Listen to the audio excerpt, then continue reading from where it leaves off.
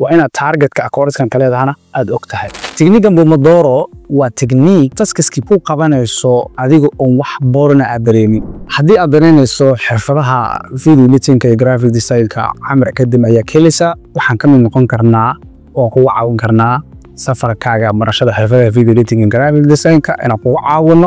وهاد نقطة لو كل عشان حرف الله سوق شقة كحباشة. السلام عليكم كسر هذا مقال عصب سند عصب يقرش عصب. سيدل وجو جاري كرتا حرف دي أدورتي سوق كلا أدورتي أما أونلاين كأكجرتي قابك رسالتي نتيجة ضرب عن أوجا جاري كرتا. كل حاجة consistent إن لجاهر إن عاد نقطة of حرف دي جبتي every 24 hours مصح كم بيا 5 دقيقة 10 دقيقة 20 دقيقة inaad joogtayso inaad go'aansato in aad consistent horta ka ahaato number 1 number 2 waa inaad aaminsan tahay in aad horta xirfadan kimbul gaari karto inaad aaminsan tahay inaad baranayso in yoota laabta kaaga jirto inaad maaragtay xirfadan aad masar gareynayso qodobka saddexaad oo muhiimkaasna waxa waaye inaad ogaato koorskan aad baranayso qaab ilaa yani heer nooc ka doonaysa ما advanced level كربتها intermediate level كربتها beginner كربتها كورس كأد كفهمتو فهمتونا كهيس بس ما أوبانتاي بس ما أوبانتاي إنا مصر جالس professional تكون قطو وأنا target كأكورس كان كله هنا أد أكتها حسيتها مركي أقعدني سمع عشان مركي أقعدني سيا كورس وعاجزين حسمين كرتا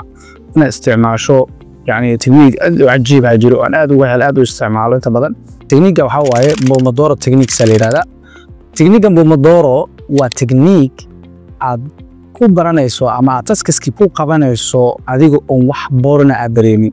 oo kulay technique-gan Pomodoro 25 daqiiqo ayaa waxaad focus gareynaysaa taskiska ama shayga aad tusaalahan oo course-an qaadanaya 25 daqiiqo focus gareynaya waxaan nasanayaa 5 daqiiqo anada 25 daqiiqo kale ayaa focus gareynaysaa dan waxaan nasanaysaa 5 daqiiqo 25 daqiiqo kale marka focus gareyso waxaad nasanaysaa 15 daqiiqo every 24 hours hadii aad focusing noocaasa aad taski ku sameeyay ama barashada xirfad aad ku sameyso waxa hubaala in aad result u baahned aad ka gaari doonto insha Allah taala fursadaad haysato maanta dad badan ayaan haysan ka faa'iideyso waqtigaaga oo mahadsantihiin muqaalka xiga ayaa inoo ballan insha Allah taala si joogta ayana muqaalada soo gudbin doona thank you